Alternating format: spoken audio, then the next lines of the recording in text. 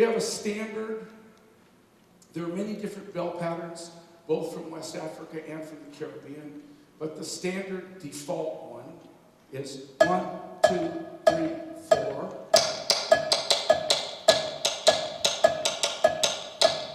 And most of you are familiar with this, I would think, or some variation there.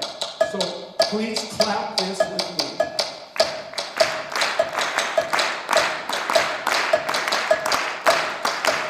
Good, good.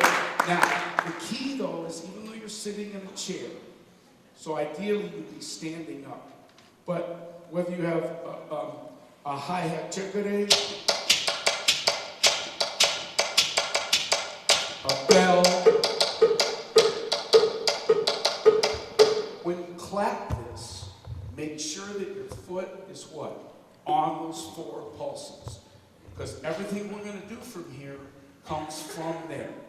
Okay? So one more time, I'm going to count it in. You're going to use your feet. Keep the beat. Try to clap the bell. Okay? By the way, if you know you're off, clap on your thigh. Okay? If you get my drift. Be respectful of your neighbors. Ready? 1, 2, ready, and.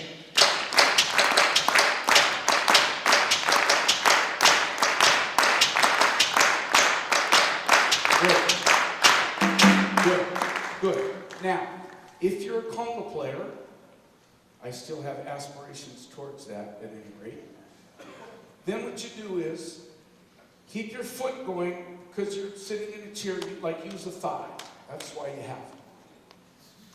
Use your thigh and just keep the downbeat. And I'm going to play an open tone on the conga. So this is exercise number 1 and it's on your handouts and so forth. Ready? So, but keep your foot going, even though your hand's going to be doing the same thing as your foot. Because in a minute, it won't be. Okay, ready?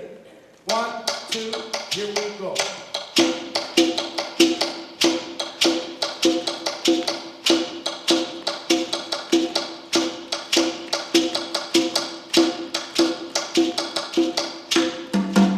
Pretty straightforward. Now, because the conga drum has so many sounds in it, then start to revoice. There's a methodology that I want to teach you, or that I use.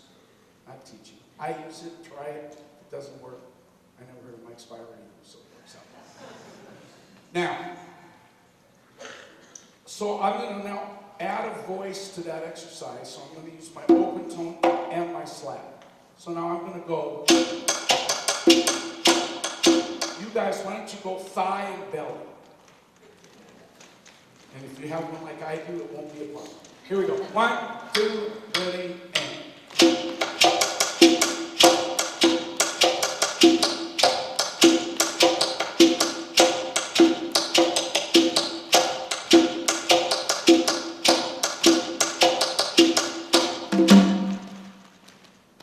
Easy. But now I have a third voice. And it's going to what? It's going to cycle, isn't it? It's just the downbeat, and even that will make your brain go. Huh? Listen first. 1, 2, 3, 4.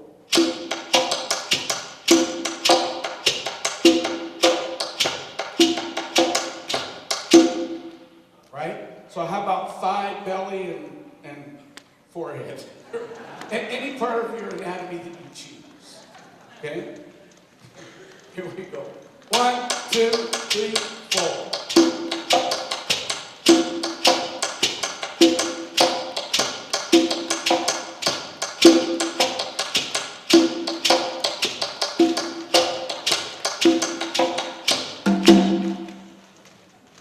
A little more tricky, and the joke is you're just playing the beat. Like, how hard can it be? All right, now, if you don't read music, and I went to some of the South Indian clinic yesterday, and you just go, this guy's they're all walking computers. Like, how is this possible? All we need to deal with is 12 beats, not 132. 4 pulses times 3, right? So, if you don't read music, that's fine. I'm playing one of the subdivisions, and then I'm letting 2 go by, right?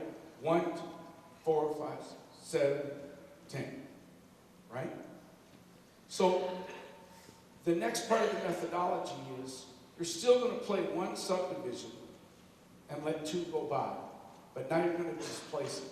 So instead of starting on the beat, now you're going to start on the second partial of the triplet.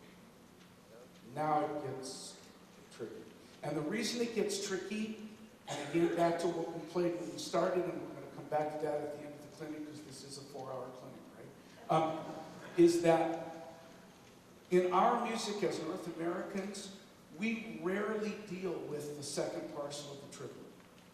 Because as North Americans, not that everybody in this room is, obviously, but we are in Indianapolis, Indiana, is that we're used to a shuffle. 3-1, 3-1, 3. That's what we've grown up with. Where's the second partial? We don't play that in our music. I never heard a Motown tune where the second partial of the triplet was the big accent. But in Afro-Centric music, it's a huge part of it, and you have to own it to play that music.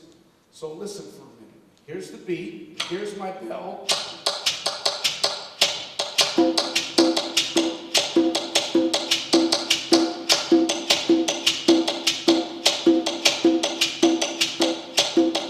With me, on your thigh. 1, 2, here we go.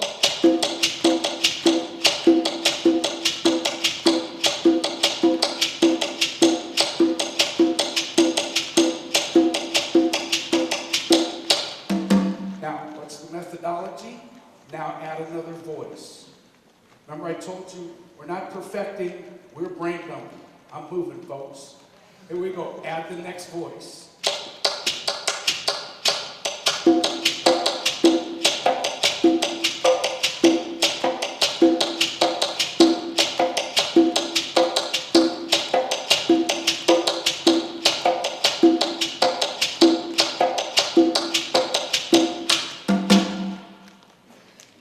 Now, add the third voice. So now it's cycles. So now I'll play the downbeat on the bell just for fun. I'll count it. 1, 2, here we go.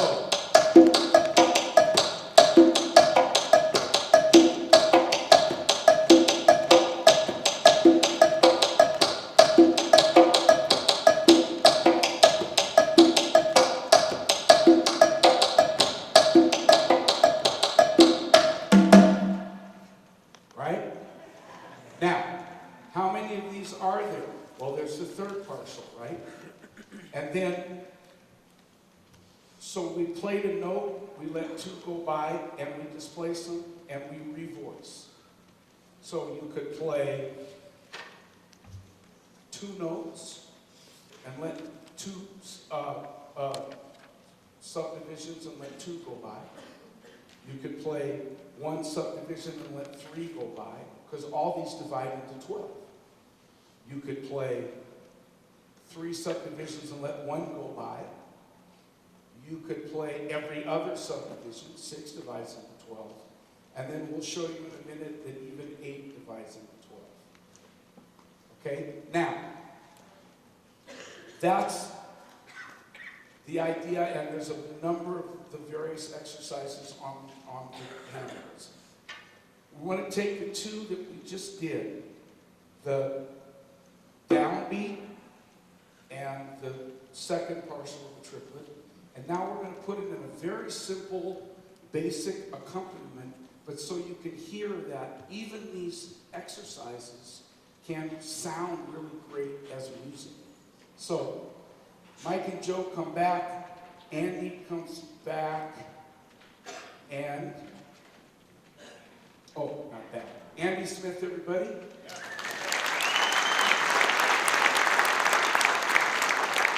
And I'm going to come over here, and I'm not sure which drum is which. We're going to find out, Joe.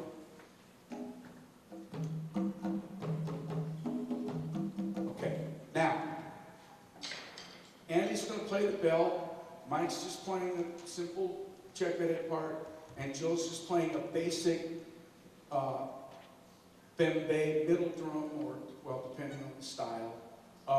Basic part, 1, 2, 3, as an accompaniment. And all I'm going to do right now is play on the downbeat. That's all I'm going to do. But I'm going to revoice and move it around and try to make music out of the downbeat. Okay? So I'll bring him in, and then before I start, I'll make sure we know where the beat is.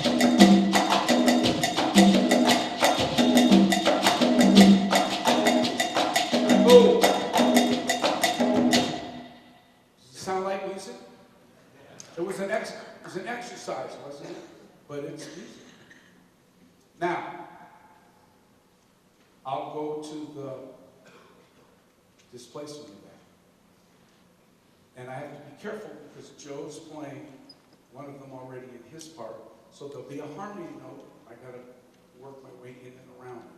Here we are again.